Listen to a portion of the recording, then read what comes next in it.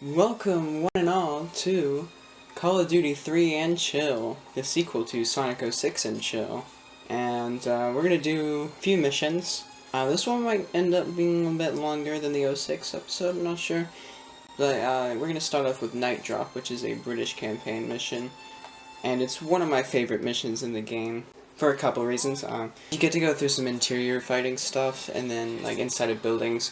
And then also there's a funny part where you ragdoll this guy who's peeing. Nice. Yeah, I'm sorry that all the cutscenes in this game are unskippable, no matter how many times you've seen them before.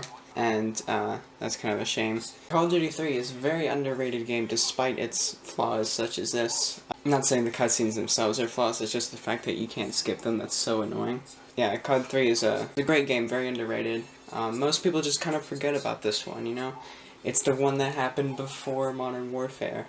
And it's also console exclusive. It's only on PS3, 360, Xbox, PS2, and Wii. I have the Wii and PS3 versions. This is the PS3 version that I'm playing right now.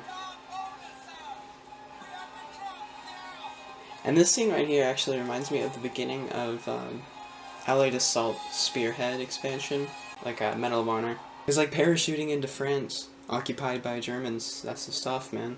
Oh yeah, fun fact, a lot of weird visual effects happen, and a lot of weird glitches too, because not only is the PS3 version like the worst performing port, all versions of COD 3 use the old Treyarch engine, not the Call of Duty engine.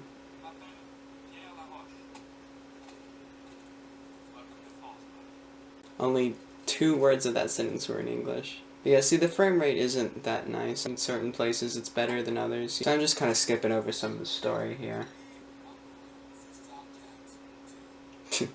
To be honest, though, Keith kind of has that right to make fun of him, because the French accents in this game are ridiculously strong. They'll say a word, like, that ends in ishin or something, and they'll say ision. Or, like, instead of resistance, they'll say resistance. French people don't say that, you know? Like, they learn how English is supposed to be pronounced. We'll leave him. Let's hope we get good ragdoll RNG with this. That was alright. Usually it's a bit crazier than that. Yeah, the explosives aren't that deadly in this game. Also, I just tried to sprint there. Yeah, you can't sprint in Call of Duty 3. Very strange. Because it looks and plays a lot like the Call of Duties where you can sprint. So you definitely expect to be able to— oh my gosh. I got owned. Wow. Usually I don't have to worry about the guys over there. They get taken out really quickly by the AI. But yeah, this is one of the old CODs where they have that ringing sound when you die, and they show some famous quote on the screen, you know? Again, kind of lackluster RNG and ragdoll physics. Alright, let's get these guys. Yeah, it's also, I'm kind of far away from the screen, so I don't really get a good view of what's going on. That guy might have been the guy that got me last time. Oh, it's very funny. Usually the Americans and Canadians say this, but there are a lot of moments in this game where they call the German soldiers Krauts. And I've never heard the word Kraut outside of this game. Like, one time I had a German acquaintance that was like— well, there was a friend that was Finnish of them, and they were like mocking each other, and the Finnish friend called the German friend a Kraut. That was the only other time I ever heard the word Kraut. It's like Call of Duty 3 slang. They'll say, like, Kraut machine gun up ahead or something, you know? And they also call the Germans Jerry. Like, Jerry's taking that hill. I usually never go around the back here. Sometimes there's secrets in places like this. Like, I'm gonna do the Crossroads, and I think to the beginning of Crossroads I discovered a secret where you can find a shotgun in, like, one of the first houses you go through.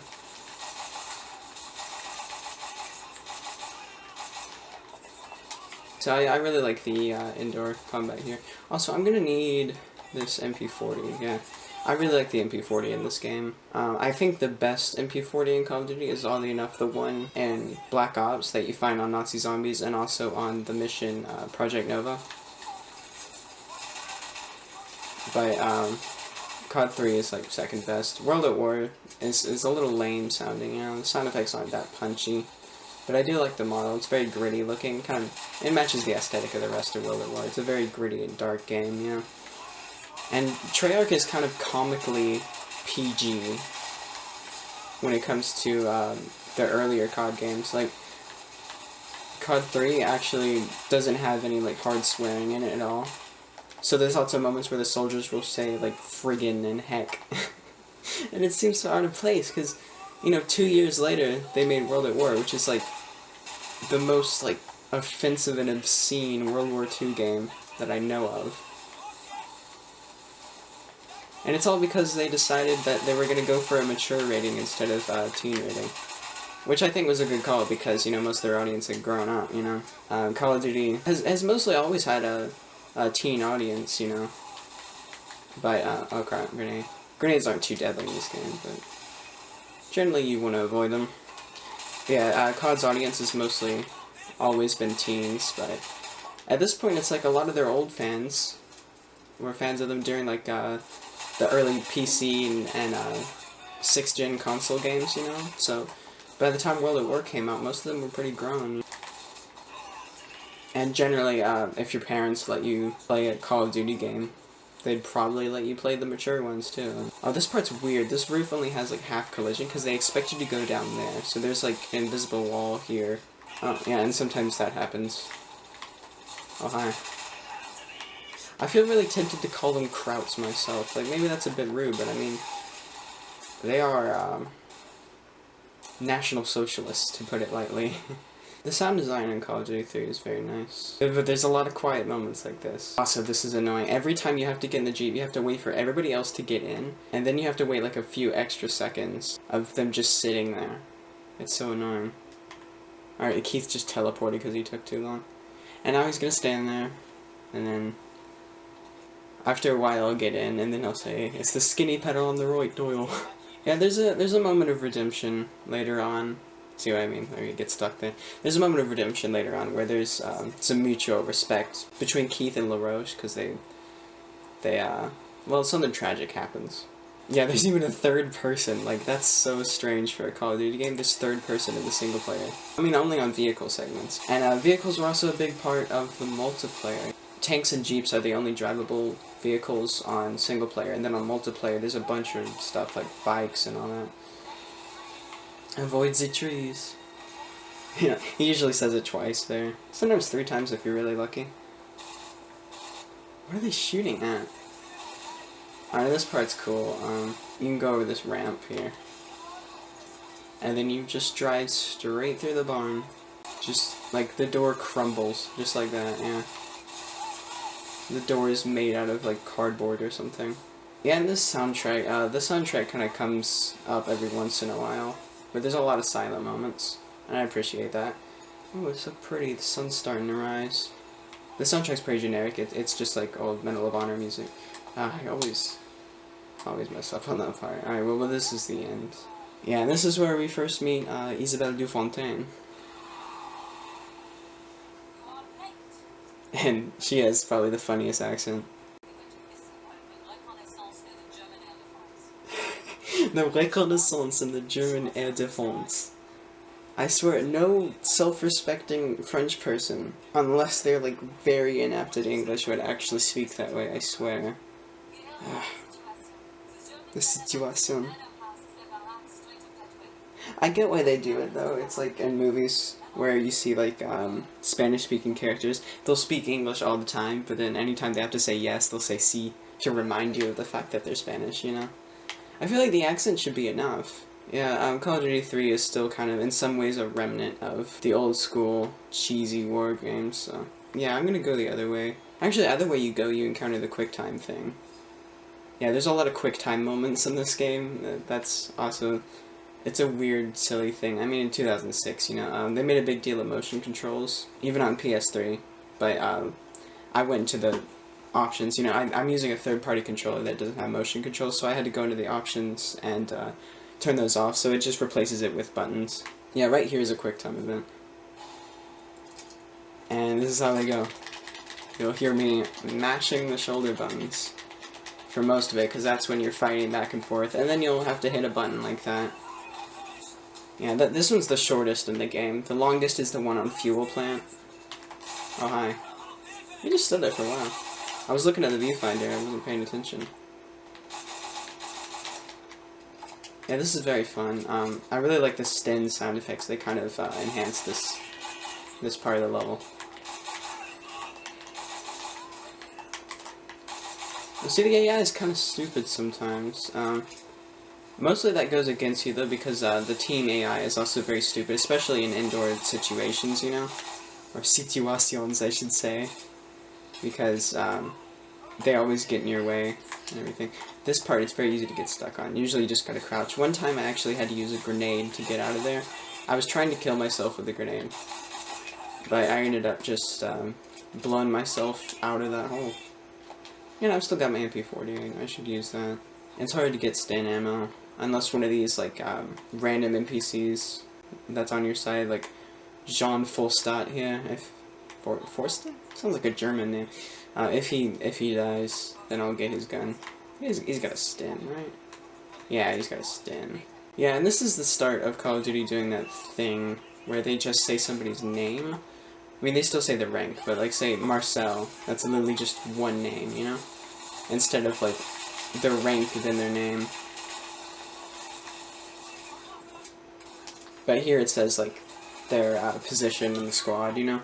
World at War does both, and then Black Ops does neither. But see, the reason why they do that is because Marcel and Isabelle Dufontaine, they're French resistance members. They're not real soldiers or whatever, so it doesn't count, I guess. These lighting effects are crazy. Look at this, like, low poly stuff right here. Is it supposed to be that way, or is it only that way because of technical limitations? Oh, I got hung up on the environment. That happens a lot, too. Yeah. I'm glad that Treyarch chose to use... Oh my gosh. This guy's crazy. I'm glad that Treyarch chose to use Infinity Ward's Call of Duty engine. Because, like, their old Treyarch engine that they used for whatever games they worked on before this, that was not cutting it, you know? It wouldn't last to a Call of Duty 4 had they made it. And it was also an interesting decision for Treyarch to go back to World War II, but with like a completely different, darker lens. Seeing what Modern Warfare had done, it's like, yeah, let's do that, but like bring it to World War II for one last hurrah. And even focusing on the end of the war. It was a bold move, but it definitely stood the test of time, you know? If they had just done whatever Infinity Ward was doing, it wouldn't have stood out as much. And, you know, Black Ops is still set in the past. It's set, like, in, like, this latter half of the 60s, mostly. These mortar squads, or whatever, they just kind of sit there until you kill half of them, and then they wake up. And then the whole world, well, on the Wii version, the whole world freezes when you do the charge planning thing. Here, it's like the soldiers sit still, but you still hear their chatter on PS3. So they'll still be, like, barking random lines. And here's some more QuickTime BS. Yeah, you can see people running back there. And there's that countdown on the screen. That's straight out of Allied Assault, I swear, where they have like the little pocket watch icon, you know? This was just like a clock face, though. It's not as detailed, I guess. Oh yeah, and by the way, I prefer to play on recruit difficulty in every COD game. I could play harder difficulties, but generally they're kind of frustrating, and I like to play like this, where I just kind of charge through and shoot everybody in my way. And this is a perfect spot for that, because it's like a corridor shooter thing. But typically I don't like to hide behind cover, like, half the time.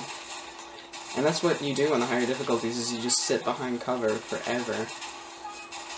Because if you take one hit, you gotta take a breather. And they'll thin them. Oh, well, I just got hit. I think you can actually die on PS3 during this segment. I don't know, it seems like the fighting just stopped. Alright, got another clock face. Well, no, it is like a pocket watch timer thing. What do you call that? Stopwatch, that's the word. Yeah, it's a stopwatch, because you can see the little thing that you click on the top. Kind of like a miniature alarm clock in your pocket. That's nice. Ow, ow, ow.